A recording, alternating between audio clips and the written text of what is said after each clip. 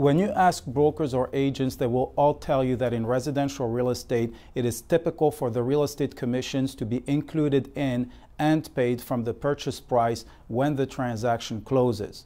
So if, for example, the commission allocated and agreed to by the seller for the listing agent is 3% and the buyer's agent is 2%, and assuming the property sells for $500,000, then the listing agent's broker will get 3% of $500,000 or $15,000, and the buyer's agent's broker will receive 2% of $500,000 or $10,000 at closing.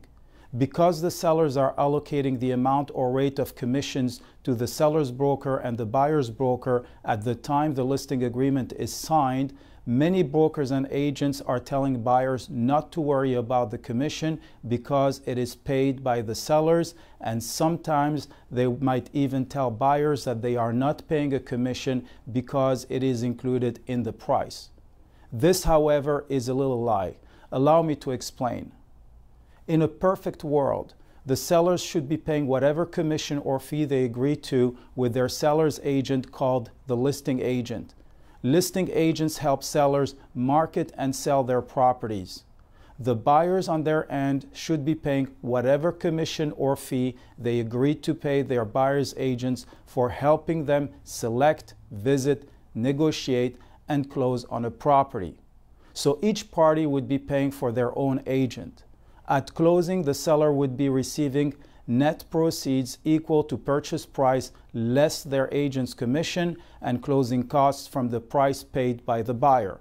At closing, the buyer would pay the agreed price plus commission to their agent and any buyer's closing costs. Let's look at a simplified example. Let's assume the contract price is $500,000, the buyer's agent commission is 2% of price, or $10,000, listing agent commission is 3% of price, or $15,000. As you can see on the buyer side, the buyer pays $500,000, which is the price of the property, plus $10,000 to their agent, the buyer's agent. Their total is $510,000 plus whatever closing costs. Seller receives $500,000 less the $15,000 they're paying to their listing agent, which nets them $485,000, from which additional closing costs will be deducted. Over the years, and to simplify the selling process and facilitate cooperation amongst brokers, it has become standard practice in residential real estate to include both sides of the commission in the price. As a result, in most cases, the buyers don't have to pay separately for their buyer's agent services because their commission is already pre-allocated from the final purchase price by the seller and disclosed in the MLS. My question to you at this point, if the buyer's agent is getting paid for services rendered to the buyer from the price the buyer pays for the property, isn't the buyer actually paying for the commission? I would say yes, definitely. But there is an even more compelling argument that proves buyers pay the commission too. Let me ask you a question. Have you ever sold anything at one point in your life? I'm going to guess yes. So here's another question. What was the most important thing to you as a seller? Getting the highest price regardless of expenses, or was it to get the most after all expenses were paid? Of course, the answer is that as a seller, you always want to net the most.